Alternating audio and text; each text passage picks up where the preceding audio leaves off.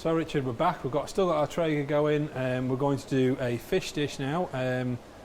So I'm going to let you take over. You're the man. I'm not a fish lover, so it's all yours. This is one of the simplest fish dishes you can do. It's a hot smoked salmon, and to make it just a little bit of extra flavour and make it a little bit more interesting, we're going to take some pesto and put a layer on top of each salmon. So we've already got the seasoning in here, so we don't need to worry too much about seasoning the fish before it goes on.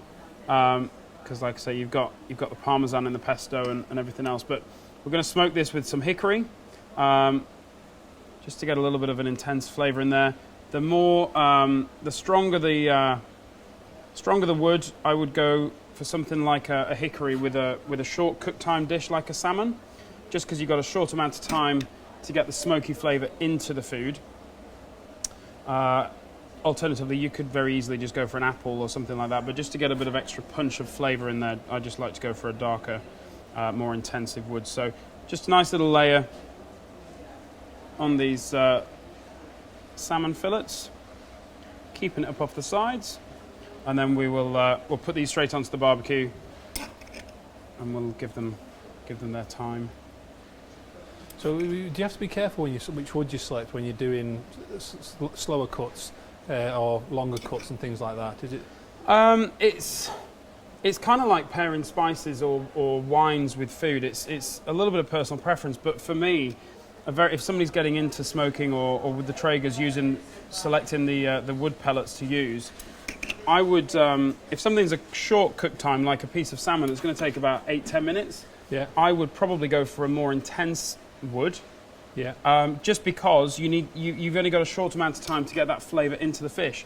If you're doing something like a whole chicken that's going to be on there for a good hour and a half or whatever, I'm thinking kind of a 3.5-4 pound in old money chicken. You can afford to go for something like an apple or a cherry. Yeah. So it's personal preference, but you can also go for a more intensive wood if you're doing something like a short cook time, or a lighter wood if you're doing a longer cook time. So they're all ready. Okay. So what temperature have we got our Traeger set at? We've got this set up for a nice roasting temperature of about 175. So same as you would if you were to pop these into the oven and roast them off. Just going to open this up. If I can get you to just hold this for me. Not a problem. I'm just going to take these. Don't take them too far away. There we go. Just going to take these, place them straight onto the grill. This is with the heat deflector tray underneath. This is an indirect heat setup all the way across. Let's just grab that utensil. Oh, there we go. And the last one. So I'm expecting these to take about 8 or 10 minutes. We'll just pop those on, lid down. If you're looking, you ain't cooking, so lid down. You can see that because we've opened the door, the barbecue's calling for more pellets, so we're going to get a smoky flavour. But lid down, let that smoke circulate around, let the heat build up, give that about 8-10 minutes, and we'll come back and take a look at those. Pop back in 10 minutes.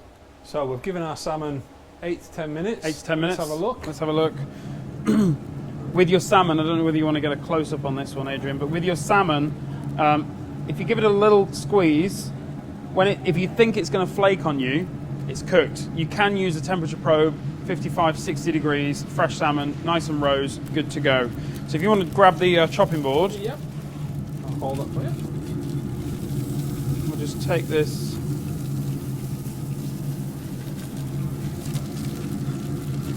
Off we go there. So we had to do nothing to this, did we? Just put it on. It's over the indirect of the.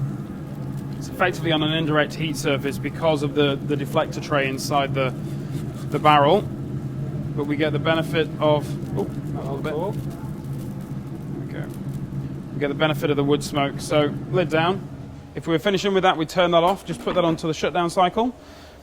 Go on, I'll let you get a couple of forks. I know you're loving fish, so we'll have a little bit of a dig into one of these. If we just flake that and move that to one side, you can see how pink that is inside, nice and juicy. You're actually going to have a taste. I'm impressed. It's nice. I like that with the pesto.